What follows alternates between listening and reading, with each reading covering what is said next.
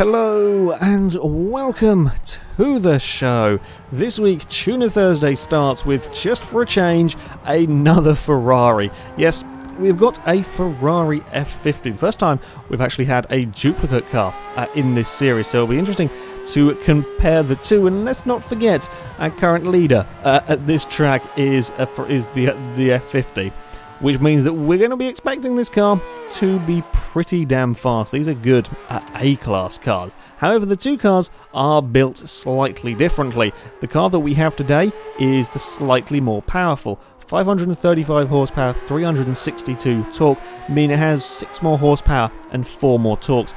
It is the more powerful, but it's not by very much. That's not a particularly large margin when we're talking about such high figures in cars.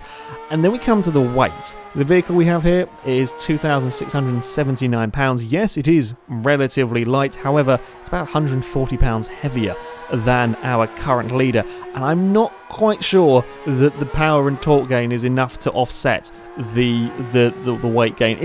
We're not talking huge differences here, but yeah, I'm thinking that perhaps the other build was a slightly better way to go. And the reason why you could get away with less weight and so on in the other car is it was running aero. This car here isn't running aero, and while when you don't run aero, you get a higher top speed from the car. Running aero reduces the PI on the vehicle, means you can have more upgrades, or in this case you can change the upgrades around that you're running to get a lot less weight. And the lack of, or the reduction in top speed does not really come into effect. It's not going to come into effect on a track like Long Beach, certainly not very much, because there are straights, but they're not very long. They're not huge long straights. I mean, this car here is hitting 160 miles an hour. The other F50 was doing about the same. It's only going to be a couple. I don't think there's any real noticeable difference between the two. And the aero is going to give you a little bit more grip through the corners. And a track like this, there isn't really a downside so much to running aero. So yeah, this car has got a lot of work to do. When it comes to the driving, as I said, straight line speed is pretty damn good in this vehicle. The F50s have decent power to weight ratio. They are perhaps a little bit down on torque from some vehicles, and they haven't got the most impressive power to weight ratio of all the cars. They aren't the fastest in the straight line, they aren't the fastest accelerating. What they are is very good through the corners, and this one is a very good handling car. It's got an awful lot of grip. It's not going to oversteer on it. I don't think I got this car sideways at all. It has huge amounts of grip. However, it doesn't quite carry the corner speed. The current leading F50 is at the top of the leaderboard because of the way it carries corner speed. Nothing else I've driven. Maybe the 211 kind of gets a bit close to it, but nothing else quite carries corner speed the same way that the current leading F50 does. And this car is good, don't get me wrong, but it's just not quite got the speed through the corners. To be perfectly fair, a lot of cars don't have can carry the same sort of corner speed. It's just lacking that little bit of grip. It's not slidey, certainly. It doesn't feel particularly understeery. It just doesn't have the grip for you to take the corners at the same speed.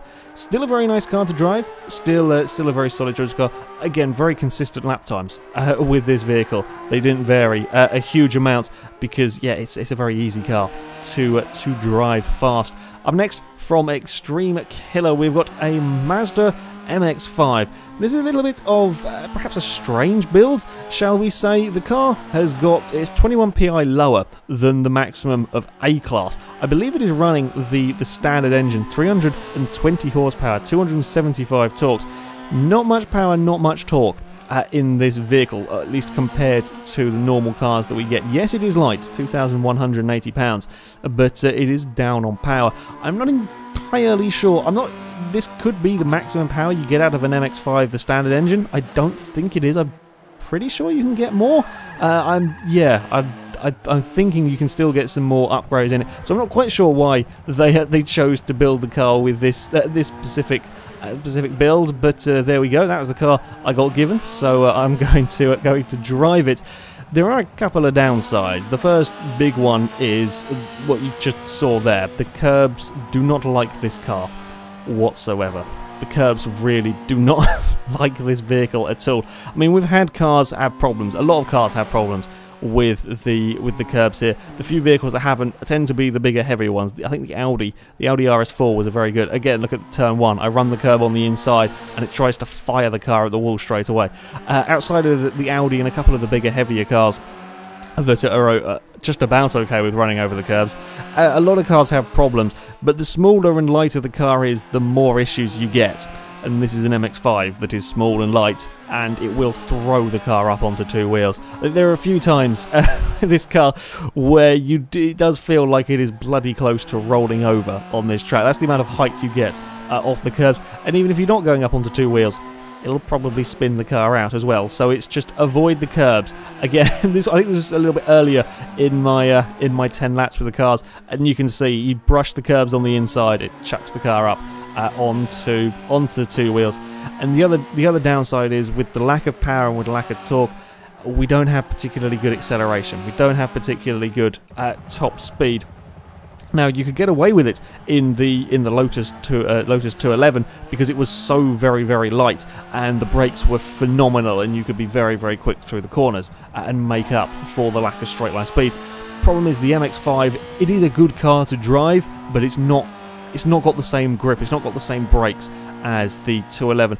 Down this first straight, it's doing, I think it's about 140 miles an hour. It's 20 miles an hour off the other vehicles, and while yes, that is the same speed that the 211 was getting, this you're braking 100 meters earlier than you were with the 211. It is a nice, easy car to drive, though.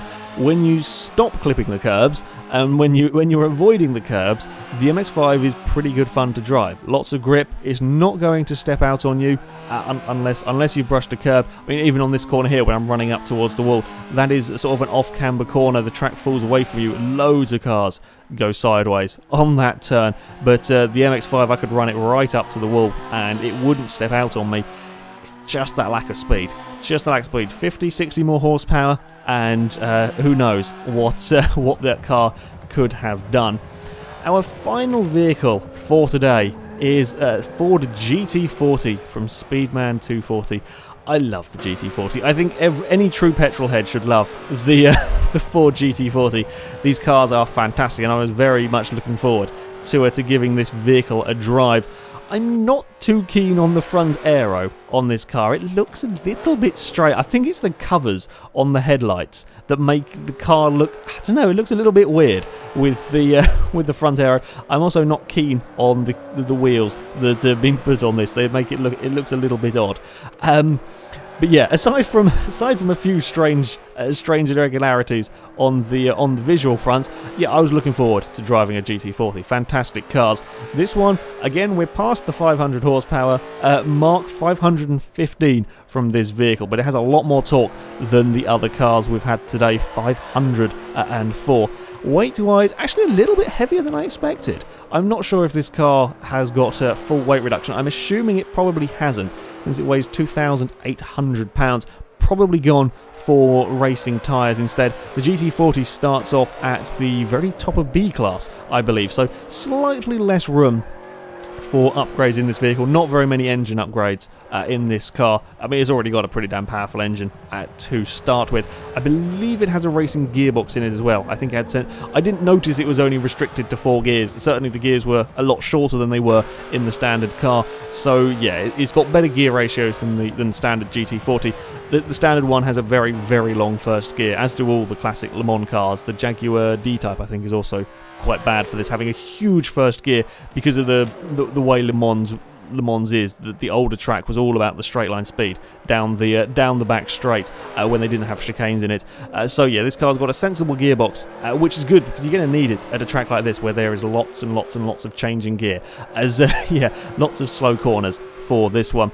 I'm also pleased to report that the GT40 was a fantastic vehicle to drive around the track. Acceleration was good, straight line speed, again, we're hitting that 160 mile an hour plus mark. And when we come to jump on the brakes, it was as good as everything else that has driven. It may, again, it's not quite as powerful on the brakes as I think the ACR Viper is probably one of the best cars we've had for the actual braking, but this was up there with the likes of the Ferraris that have been run when it comes to stopping power and corner and grip. there was a lot of it. You could carry a lot of speed through the turns, and it was a lovely, predictable car, which is a strange thing to say about a classic Le Mans vehicle, but it was a lovely, easy car to drive. Again, another one that it didn't misbehave. It didn't want to slide around the corners. You got out of the corner, you put your foot down, and it was fine. I think one of the reasons you can probably get away with it is have a look at the rear tyres on this car. You get huge tyres on the back of the the GT40. That is certainly going to help a lot. With I think there may even be 355s you get on the back of these cars. They are like some of the biggest tyres you can get in Forza 5, and having such huge tyres on here, you can just put the power down in this car out of the turns. I'm not afraid of wheel spin. I think you could possibly, again, like with a lot of powerful cars, leaving the roundabout corner, you could get it to spin the wheels up. And again, if you pushed it really, really hard, it would eventually step out on you, and if you brush a curb, it's definitely going to. But on the most part, it was a very controlled car. And easier to drive than I thought perhaps it might be. When you see a classic race car like this come up on the list of vehicles to drive, I was a little concerned that it might be a horrible monster. But no, this one was a lovely car to drive. And yeah, I was really pleased to see the GT40 be so nice and to be as fast as it was. Because when we come on to the times, it splits the Ferraris. It goes into 4th place with a 1:24.2 in the very crowded low 24 section at the top of the table. Yeah, that's a good lap time from the GT40. It was a very nice car to drive, much easier than I expected from it. We have to go down to 8th place to find the Ferrari F50 again in the 24s, or 1:24.8. A good time from that car as well. It just doesn't have that cornering speed. It doesn't have that cornering grip that the current leader had, and yeah, it couldn't quite make up as much time through the corners. And then when it came to the straights, it hasn't quite got the same straight line speed as some of the other vehicles, as it's just that little bit heavier. And yeah, the F50s. The F50 at the top got its time through cornering speed, and this one just didn't quite have as much, but still a very good car. Don't get me wrong. And we have to look a little bit further down to find the Mazda MX-5, 126.8. Not a bad time considering it's sort of 21 PI that's still left off that car. That's not too shabby a time. Not far off the Gallardo. And that had some 500 horsepower. Admittedly, the Gallardo was very heavy, but still, that's quite a respectable time from the MX-5s. I was surprised to see it go as quick as it did, considering it was quite a lot down on power.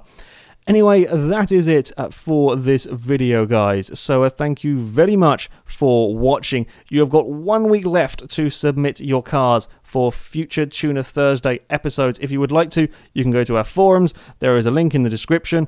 Find the FailRace official events section under Forza 5. There is a thread for this competition, and all the rules can be found in there. In 1 week's time, when the video for this goes up next week, I'm going to be closing the thread. There's going to be no more entries submitted, so if you want to get a car in this competition, you better get building it and better get submitting it. However, that's it from me for today, so thank you very much for watching, and until next time, goodbye.